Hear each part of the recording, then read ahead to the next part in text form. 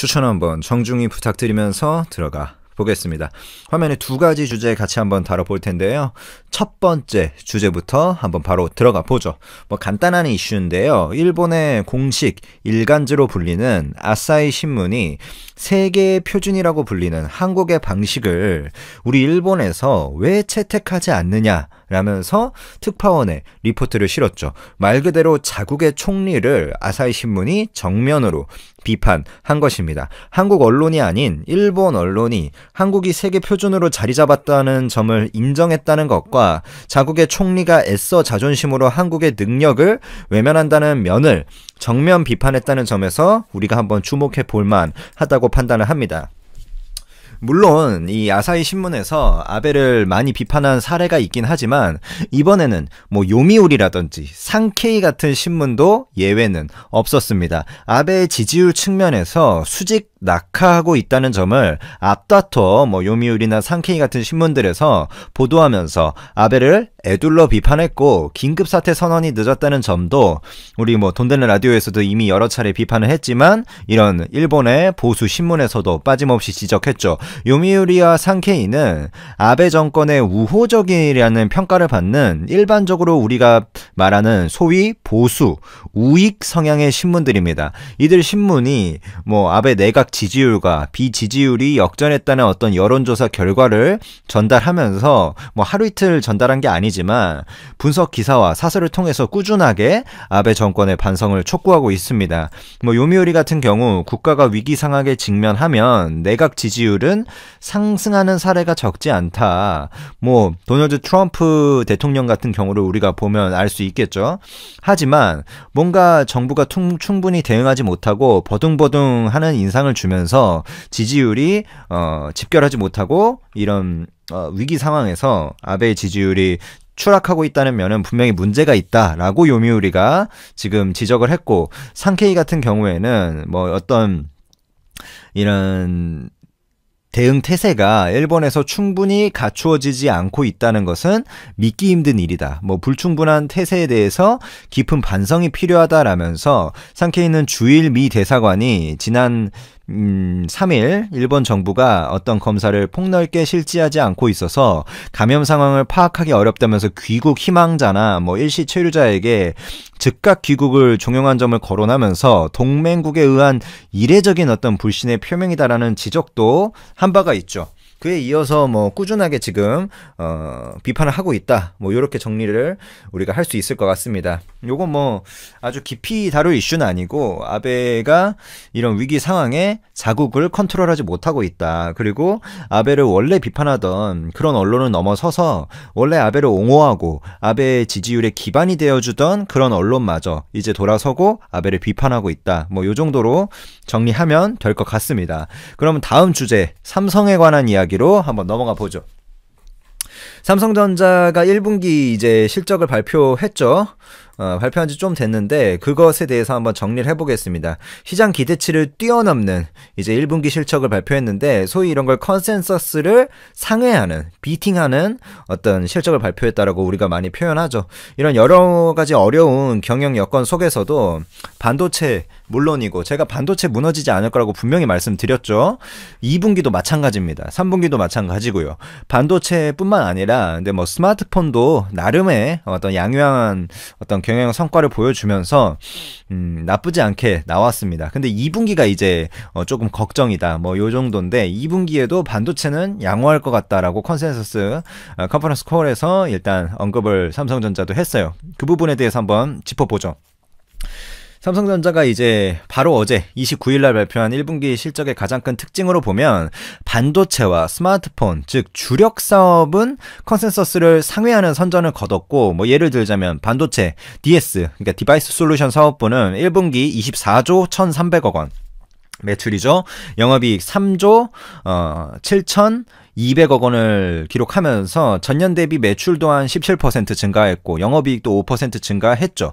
요게 뭐 재택근무라든지 원격 회의라든지 온라인 강의, 그러니까 언택트, 비대면 수요가 세계적으로 늘면서 서버와 PC 사용이 증가하고 이에 따라서 메모리 반도체 판매가 늘어난 영향이 있었던 거죠. 그러면서 반도체 가격이 제가 커뮤니티 글에도 공유를 드렸지만 현물 가격은 조금 조정을 받고 있지만 현물에 쓰이는 반도체는 B2C 반도체가 대부분이고요. 그러니까 커스터머, 일반적인 사람들이 사용하는 PC라든지 뭐 모바일이라든지 그런 데 들어가는 게 대부분이고, 우리가 서버라고 하면 결국엔 뭐 넷플릭스, 구글, 아마존, 페이스북 같은 인터넷 B2B잖아요. 그러니까 그런 회사들한테 우리가 공급을 하는 건데 그런 건 현물 가격의 지표로 안 나타나거든요. 근데 1월, 2월, 3월, 4월 계속해서 이제 고정거래가가 비팅해 주면서 뭔가 그쪽 서버 쪽에서 뭔가 이런 언택트, 재택근무, 원격 회의 이런 것들의 수요가 나타나고 있다, 이렇게 볼 수 있죠. 뭐 DDR4 8기가 D램 제품의 고정거래가 보면 3월 평균이 이제 2.94달러죠. 2월 대비해서 2% 정도 올랐고 1월 이후에 3개월째 오르고 있는데 이제 4월은 아직 발표 전이지만 저는 뭐 적어도 플랫이다 라고 판단하고 있고요. 이번 여파로 인한 어떤 재택근무와 온라인 수요 증가로 데이터 센터 투자가 늘고 있다는 점은 굉장히 이제 긍정적이라고 판단합니다. 이거는 저는 2분기가 모든 지표, 모든 경제, 모든 어떤 그 기업들의 그런 수치적 측면에서 2분기가 바닥을 찍을 거예요. 분명히. 뭐 하다못해 미국의 GDP 같은 것들 있잖아요. GDP 성장률 1분기 마이너스를 찍었는데 2분기는 더 큰 마이너스를 분명히 찍을 겁니다. 그리고 그 나머지 어떤 항공, 호텔, 관광 이런 직격탄을 맞는 파트도 물론 2분기 때 바닥을 찍겠지만 모든 뭐 모바일 뭐 하다못해 그런 쪽도 다 바닥을 찍을 거예요. 근데 반도체는 2분기도 견조하다. 저는 분명히 이렇게 언급을 드리고, 이것은 제가 뭐 지금 와서 실적 발표하니까 언급을 드린 게 아니라 제 돈 되는 라디오 꾸준히 시청하신 분들은 알겠지만 커뮤니티 글로도 제가 수차례 반도체 무너지지 않는다, 1분기 실적 분명히 잘 나온다 언급 드렸고 실제로 잘 나왔고 2분기도 저는 반도체는 견조하다고 판단을 하고 삼성전자도 컨콜에서 반도체 물론 2분기 예상은 불가능하지만 반도체 부분은 견조하다, 자신 있다 이렇게 언급을 했습니다. IM 부분 보죠. 그러니까 IM이 이제 IT하고 모바일 부분인데 IM 부분도 이제 비교적 선방했어요. 1분기 매출액이 26조 원, 영업이익이 2조 6,500억 원으로 나타났는데 이게 전년 동기 대비 매출은 조금 소폭 감소했지만 영업이익이 오히려 증가를 하면서, 그러니까 즉 스마트폰 판매량이 전분기 대비 조금 감소한 건 맞아요. 근데 마케팅 비용을 좀 절감해주면서 이익이 늘어났죠. 그래서 모바일은 2분기 때 조금 안 좋을 것 같은 건 맞습니다. 하지만 뭐 반도체는 괜찮을 것 같다, 뭐 그 정도의 내용이고, 가전과 디스플레이는 조금 안 좋았어요. 뭐 CE 사업부라고 부르죠. 이제 소비자 가전 커스터머 일렉트로닉 사업부는 매출액 10조 3천억 원, 영업이익 4,500억 원을 기록하면서 전년 대비 좀 감소를 했고, 물론 비수기기도 했지만 요즘 같은 때에 누가 가전제품 사러 다니겠어요. 그래서 조금 안 좋았고, 아무래도 유럽 쪽에 삼성전자가 가진 그런 것들이 많기 때문에 2분기도 그렇게 긍정적으로 저는 이쪽은 보지는 않고요.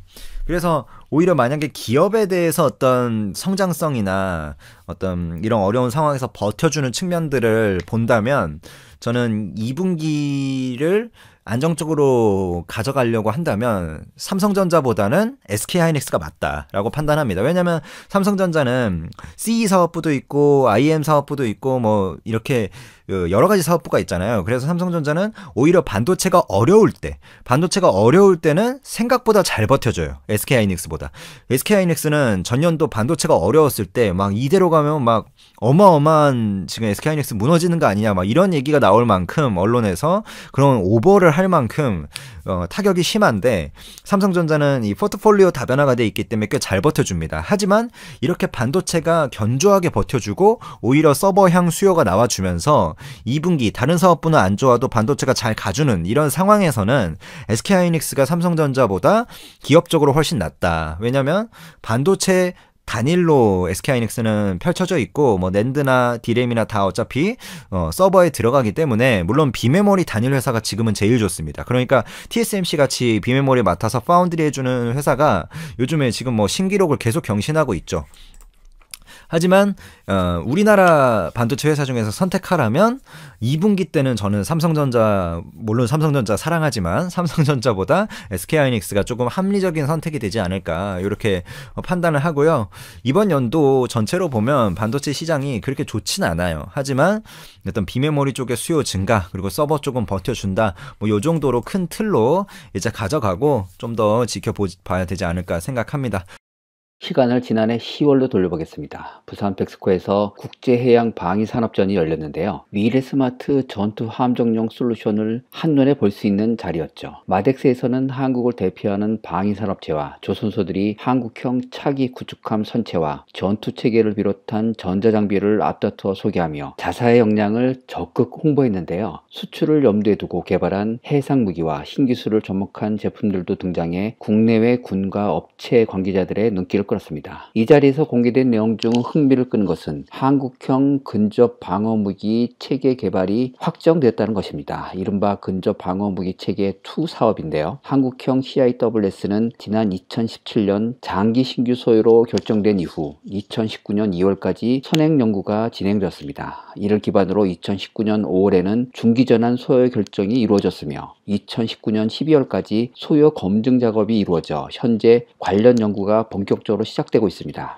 CIWS는 함정의 최후의 방어수단입니다. CIWS는 함정의 개함 방공에 사용하는 무기체계로 다른 방공 시스템이 요격에 실패했을 때를 대비한 최후의 근거리 방어수단입니다. 대표적인 CIWS로는 골키퍼와 펄렁스는 주로 기관표를 써서 날아오는 미사일을 유격하나 러시아의 카시탄, 팔마와 같이 30mm 게틀링과 함께 함대공 미사일을 혼합한 시스템도 있습니다. 그럼 왜 한국형 CIWS를 개발할까요? 꽃길퍼를 쓰다가 이젠 펠렁스로 갈아탄 대한민국이 한국형 CIWS 도입 사업을 결정한 것은 참 아이러니합니다. 개발 배경은 무기체계 국산화가 늘 그렇듯이 해외 업체들이 가격을 터무니없게 올려버리면서 시작됩니다. 시간을 다시 지난 2008년으로 돌려보겠습니다. 대한민국 해군은 네덜란드 시그널사의 골키퍼를 주로 사용하고 있었습니다. 골키퍼는 17개의 목표를 동시에 추적해 가장 위험한 목표부터 우선적으로 처리하는데 5초 간격으로 발사된 무발의 액조세 대함 미사일을 연속 요격합니다. 골키퍼는 가볍고 동시에 다수의 목표물을 추적 가능한데요. 펠렁스 최신형의 경우 개량된 광학식 추적 장비와 30cm가량 연장된 포신 덕분에 골키퍼와 요격 능력 차이는 많이 줄어들었었죠. 그러나 탄환의 구경으로 인해 파괴력이 낮습니다. 골키퍼는 최대 유효 사거리는 2000m이고 탄창 용량은 1190발입니다. 펠렁스는 최대 유효 사정거리 1490m, 탄창 용량은 1550발입니다. 당시 한국은 울산급 호위함의 근접 방어 무기체계에 입찰해서 예상을 깨고 미국의 레이시온이 제안한 펠렁스 블록 1B 체계가 네덜란드의 탈레스 골키퍼를 제치고 최종 선정됐습니다. 당시 한국은 무려 19세트의 골키퍼 CIWS를 도입하며 전세계 골키퍼 도입량의 4분의 1을 사용하고 있던 상황이었기 때문에 이것은 당시 글로벌 방산업계에게 엄청난 쇼크를 주었죠. 이때 한국이 펠렁스를 도입한 이유는 딱 한 가지였습니다. 경쟁자인 골키퍼 CIWS의 가격이 2배 정도 높았기 때문입니다. 골키퍼 가격이 2005년 당시 약 1000만 유로였습니다. 이때 하필 유로화가 급등하는 시기였기 때문에 1유로당 환율이 1200원에서 무려 1700원대까지 상승하였습니다. 때문에 골키퍼 도입 가격은 약 170억 원 이상으로 급등한 것에 비교해 미국은 펠렁스의 한국 판매를 위해 그 가격의 80에서 90억 원 수준으로 억제했습니다. 한국으로서는 가격면에서 차이가 많이 나고 지속적으로 성능이 개량되고 있는 펠렁스를 선정한 것이죠. 하지만 문제가 생겼습니다. 독점이 되자 배짱을 부리는 것인데요. 2005년 계약한 1차 계약 성공으로 한국 해군에 펠렁스를 공급하고 있던 미국 레이시온사는 울산급 배치2, KDX3 배치2에 장착할 펠렁스 가격을 2배 가까이 올리며 한국에 염장을 지르죠. 미국 레이시온은 네덜란드 골키퍼 CIWS의 생산이 중단되자 서방에서 생산되는 거의 유일한 CIWS 이역 때문에